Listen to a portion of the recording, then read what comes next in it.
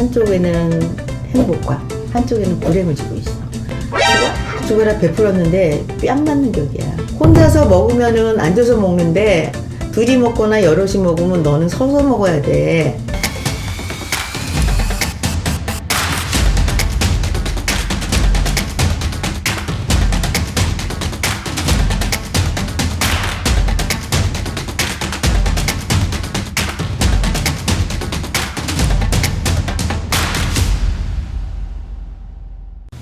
네, 안녕하세요. 도리천궁의 월정입니다. 네, 선생님. 오랜만이죠? 진짜 오랜만이네요. 1년 만인 것 같아요. 네. 그동안 좀 어떻게 지내셨을까요? 저는 5번 했어요. 네. 뭐, 그동안 많이 아프기도 했고, 뭐, 새롭게 다시 한번 불려보려고 나왔거든요. 네. 그래서 신당도 이사를 하고, 새롭게 단장했어요. 신당 어디로 이사하셨을까요? 남양주에 있다가 지금은 지하철 4호선 당구개역 2번 출구에 있어요. 찾기는 쉽게 찾겠지만 오기는 아마 문턱은 높아요. 농담.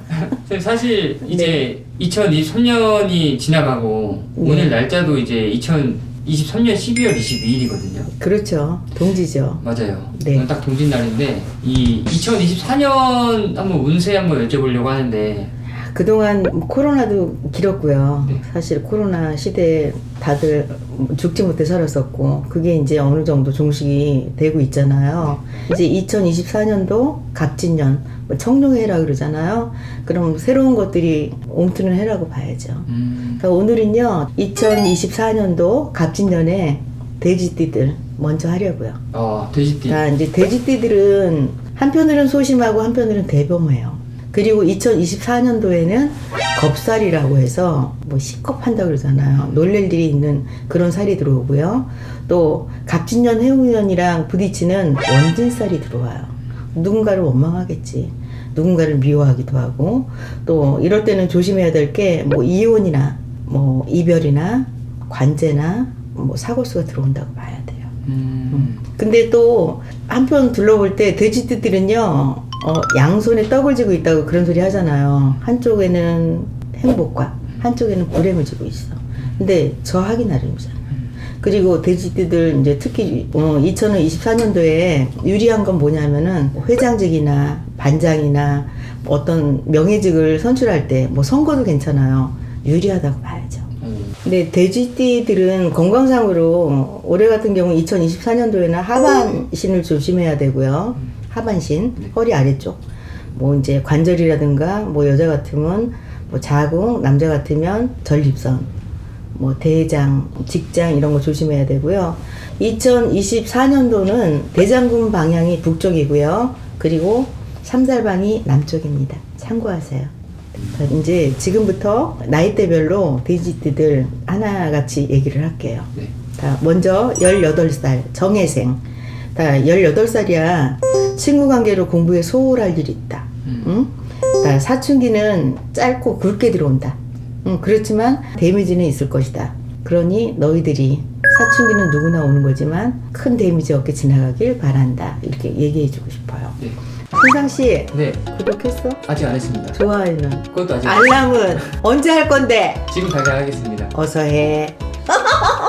또 30살 의뢰생. 네. 자, 이분들은요 해외 문이 열렸다고 봐야 돼요. 그래서 장기 출장이나 뭐 공부하는 분들은 해외 유학을 가도 괜찮고요. 아니면 뭐 파견 근무를 해도 괜찮아요.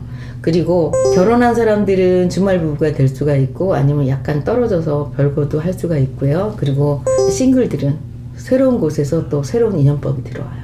네. 그리고 42살 계회생. 다 기혼자는 시댁의 갈등이 분명히 들어와요. 어떻게 보면 올해 돼지띠들은 원진살이 된다 그랬잖아. 누군가를 원망할 수 있거든. 그게 우리 엄마 아빠가 될 수도 있고 또 신랑이 될 수도 있고 또 지금 사귀는 남친이 될 수도 있고 여친이 될 수도 있어요. 원망수가 들어온다고 봐야 되고요. 그리고 이분들은 다른 게 아니라 힐링이 필요하지. 응? 좀 어떤 힐링 말씀하시는 걸까요? 정신적인 힐링이지. 왜냐면 정신적으로 피곤하니까. 그리고 뭔가 해방되고 싶기도 하고 또 뭔가를 하고 싶은데 너 때문에 누구 때문에 이런 원망수가 많다 그랬잖아. 그래서 힐링이 필요하다. 자, 그리고 54세 신혜생. 네.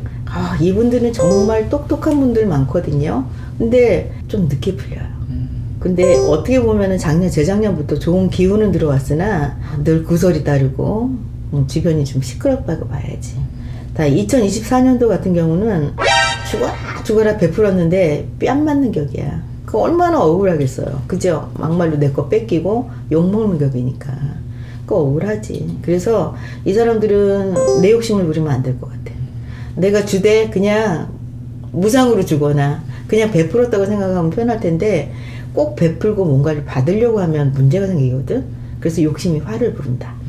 돈도 나가고 인간이 떨어질 일이 있어요. 정말 욕심 부리면 안 돼요. 다 그리고 66세 기회생 똑똑한 분들 참 많아요. 그리고 점잖은 분들도 많아요. 근데 이분들은 한편으로는 바보 같아요. 어떤 부분에서? 똑똑하고 영특한데 그걸 안 써먹어요. 좀 게을르다고 봐야죠. 좀 빡세지만 독립적으로 갈 건지 아니면 또 속은 놈한테 또 속고 갈 건지 판단 잘해야 돼. 당한 놈한테 또 당한다 그러잖아. 알면서도 당해주기도 하지만 어리숙해서 아니면 믿거라 해서 당할 수도 있거든. 그거 조심해야 되고요. 이분들한테 해주고 싶은 말이 있어요. 어떤 걸까요? 혼자서 먹으면은 앉아서 먹는데 둘이 먹거나 여럿이 먹으면 너는 서서 먹어야 돼. 그거 명심해. 이렇게 얘기해주고 싶어. 이분들은 금전운은 좋아요.